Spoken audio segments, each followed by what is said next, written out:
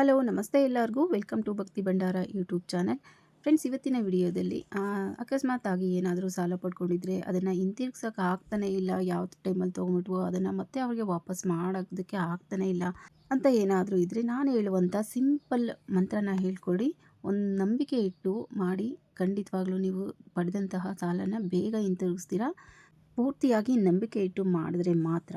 ಮೊದಲನೆಯದಾಗಿ ಸಾಲ ತೀರಿಸಲು ಸೂಕ್ತವಾದ ದಿನ ಮಂಗಳವಾರದಂದು ಬೆಳಗ್ಗೆ 8 ಗಂಟೆಯಿಂದ ಮಧ್ಯಾಹ್ನ 12 ಗಂಟೆಯೊಳಗೆ ಸಾಲ ತೀರಿಸಲು ಒಳ್ಳೆಯ ಸಮಯ ಅಂತಲೇ ಹೇಳ್ಬೋದು. ಪೂರ್ತಿಯಾಗಿ ಸಾಲ ಕೊಟ್ಟಿಲ್ಲ ಅಂದರೂ ತಗೊಂಡಿರೋ ಸಾಲದಲ್ಲಿ ಸ್ವಲ್ಪ ಆದರೂ ಹಿಂತಿರುಗ್ಸೋಕ್ಕೆ ಈ ಸಮಯದಲ್ಲಿ ಪ್ರಯತ್ನನ ಪಡಿ. ತಗೊಂಡಿರೋ ಅಂಥ ಎಲ್ಲ ಸಾಲವನ್ನು ಕೂಡ ಪೂರ್ತಿಯಾಗಿ ವಾಪಸ್ ಮಾಡ್ತೀವಿ ಅಂದರೂ ಕೂಡ ನಾನು ಹೇಳಿರುವಂಥ ಸಮಯದಲ್ಲಿ ವಾಪಸ್ ಮಾಡಿ. ಮತ್ತೆ ಯಾವತ್ತೂ ಸಾಲ ಮಾಡದೇ ಇರೋ ಥರ ಆಗುತ್ತೆ. ಎಲ್ಲ ಕೊಡೋದಕ್ಕಾಗಲ್ಲ, ಸ್ವಲ್ಪ ಸ್ವಲ್ಪ ಹಣವನ್ನು ವಾಪಸ್ ಕೊಡ್ತೀವಿ ಅನ್ನೋದಾದರೆ ನಾನು ಹೇಳಿರೋಂಥ ಸಮಯದಲ್ಲಿ ಈ ದಿನದಲ್ಲಿ ಸಾಲವನ್ನು ವಾಪಸ್ ಕೊಟ್ಟು ನೋಡಿ, ನಿಮಗೆ ಗೊತ್ತಾಗುತ್ತೆ.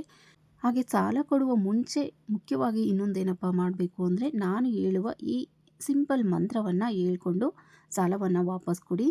ಯಾವ ವ್ಯಕ್ತಿ ಹತ್ರ ನೀವು ಸಾಲ ಮಾಡಿರ್ತೀವೋ ಆ ವ್ಯಕ್ತಿಗೆ ಕೊಡುವ 1 ನಿಮಿಷದ ಮುಂಚೆ ಮನಸ್ಸಿನಲ್ಲಿ ಓಂ ನಮೋ ನಾರಾಯಣಾಯ ಎಂದು ಹೇಳಿಕೊಂಡು ಸ್ವಲ್ಪ ಹಣವನ್ನು ಕೊಟ್ಟರೆ ಸಾಕು, ಆ ಸಾಲ ಬೇಗನೆ ತೀರುತ್ತೆ. ಇದನ್ನು ನೀವು ಮನಸ್ಪೂರ್ವಕವಾಗಿ ಪೂರ್ತಿಯಾಗಿ ನಂಬಿಕೆ ಇಟ್ಟು ಮಾಡಿದಾಗ ಮಾತ್ರ ಇದು ಸಾಧ್ಯ.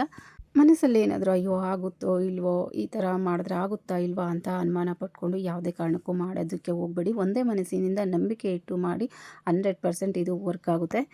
ಬೇಕಿದ್ದರೆ ಒಂದು ಸಾರಿ ಆದರೂ ಇದನ್ನು ಪ್ರಯತ್ನ ಮಾಡಿ ನೋಡಿ, ನಿಮಗೆ ರಿಸಲ್ಟ್ ಏನು ಅಂತ ಗೊತ್ತಾಗುತ್ತೆ. ಇದರಲ್ಲಿ 100% ರಿಸಲ್ಟ್ ಇದೆ. ಫ್ರೆಂಡ್ಸ್, ಇಷ್ಟೇ ಸಿಂಪಲ್ ಆದ ಮಾಹಿತಿ. ಈ ಮಾಹಿತಿ ನಿಮಗೇನೋ ಇಷ್ಟ ಆಯಿತು ಅಂತ ಅನ್ಕೊತೀನಿ. ಹಾಗೇನಾದರೂ ಇಷ್ಟ ಆದರೆ ಪ್ಲೀಸ್ ಒಂದು ಲೈಕ್ ಮಾಡಿ, ನಿಮ್ಮ ಫ್ಯಾಮಿಲಿ ಫ್ರೆಂಡ್ಸ್ಗೂ ಶೇರ್ ಮಾಡಿ, ಹಾಗೆ ಸಬ್ಸ್ಕ್ರೈಬ್ ಮಾಡ್ಕೊಂಡು ಸಪೋರ್ಟ್ ಮಾಡಿ ಮತ್ತಷ್ಟು ಮಾಹಿತಿಗಾಗಿ.